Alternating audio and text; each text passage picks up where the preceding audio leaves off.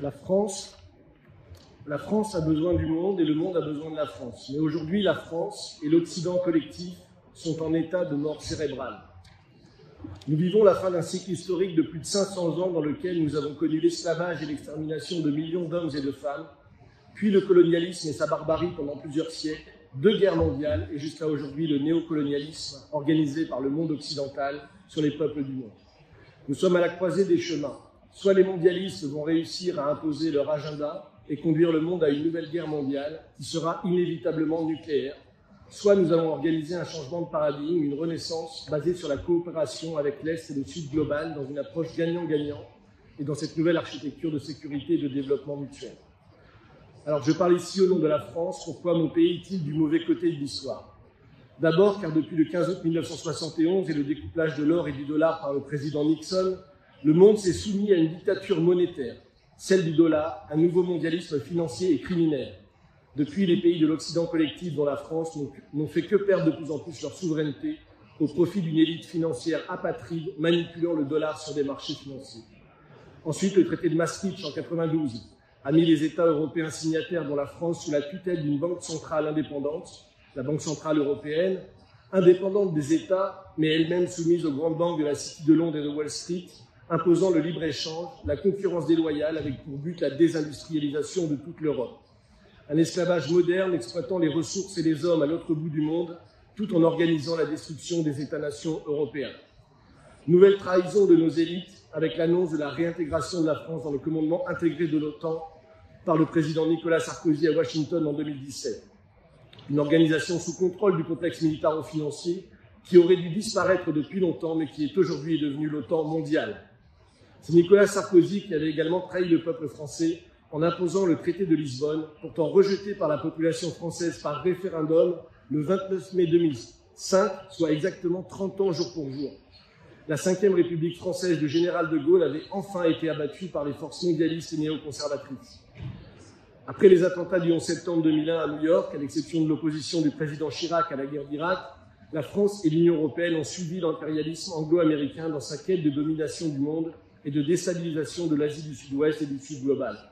La guerre d'Afghanistan, d'Irak, puis en 2011, Nicolas Sarkozy encore, la guerre en Libye, qui conduira à l'assassinat de son président et au chaos dans la région. François Hollande ensuite dans la guerre en Syrie, et enfin Emmanuel Macron dans sa guerre avec l'OTAN contre la Fédération de Russie. Rappelons ici la déclaration clairvoyante de Bruno Le Maire, notre ministre de l'économie en 2022, « Nous allons provoquer l'effondrement de l'économie russe ». Toutes ces guerres ont conduit à la mort de plus de 4 millions de personnes. Pour nos amis africains présents ici, je pense qu'il est inutile de mentionner que tous ces présidents, Sarkozy, Hollande et Macron, n'ont eu aucun scrupule à maintenir le néocolonialisme en Afrique, et en particulier dans les pays francophones, avec le maintien de la monnaie coloniale qui est le franc CFA, et les accords de coopération militaire. Je tiens ici tout particulièrement à saluer le travail de l'Alliance des États du Sahel, Mali, Burkina Faso et Niger, pour l'exemple qu'ils montrent de résistance face à ce néocolonialisme, et l'on attend avec impatience leur retour à la souveraineté monétaire, duquel peut-être on pourra s'inspirer chez nous pour quitter l'Union européenne, qui est notre CEDEAO, et l'euro, qui est notre franc CFA. La France doit à nouveau retrouver l'esprit de résistance, c'est pourquoi je suis ici aujourd'hui avec vous. La résistance contre les extrémismes et les féodalités financières. Le retour du nazisme, comme on l'a vu en Ukraine avec la glorification de personnalités comme Stéphane Bandera. Le terrorisme avec le retour en Syrie de ceux qui étaient hier nos ennemis et qui aujourd'hui sont reçus à l'Élysée en costard-cravate. Et enfin, la criminalité en col blanc, les grandes banques et les paradis fiscaux qui organisent le trafic de drogue au niveau mondial, déstabilisant le Sahel et l'Amérique latine pour que nos élites et notre jeunesse s'autodétruisent par la consommation de cocaïne et d'autres drogues sous synthèse. Vladimir Poutine, lors de la dernière réunion du club de Valdai en novembre 2024 à Sotchi, a déclaré, je cite, « Nous nous dirigeons vers un système mondial qui sera polyphonique plutôt que polycentrique, un système dans lequel toutes les voix se font entendre et, plus important encore, doivent absolument être entendues. Ceux qui ont l'habitude de jouer en solo et qui veulent continuer à le faire devront s'habituer à la nouvelle partition musicale. » Fin de citation. Je suis ici venu vous faire entendre la voix de la France qui répond à cet appel pour coopérer avec les États du Sud et de l'Est global. C'est d'ailleurs la proposition que notre institut, l'Institut Schiller, et sa présidente Helga Tsepp-Larouche a également proposé pour mettre en place une nouvelle architecture de sécurité et de développement mutuel dans l'esprit du traité de Westphalie et des 5 principes de la coexistence pacifique préconisés par la conférence de Bandung des pays non alignés dont nous fêtons les 70 ans. Il nous faut retrouver l'esprit du régiment des immortels pour lequel nous avons manifesté à Paris le 8 mai de cette année avec nos amis russes et l'esprit du régiment Normandie-Niemen, français et russe, qui combattirent ensemble lors de la Seconde Guerre mondiale, que ce soit lors de la bataille du Niémen ou celle de Smolensk.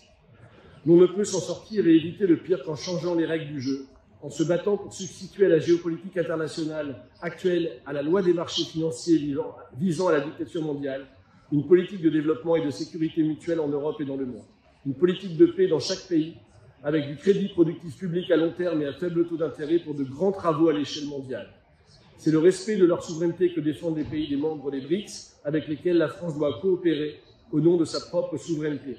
Il faut bâtir ce monde polyphonique de développement et de sécurité mutuelle. Je vous remercie.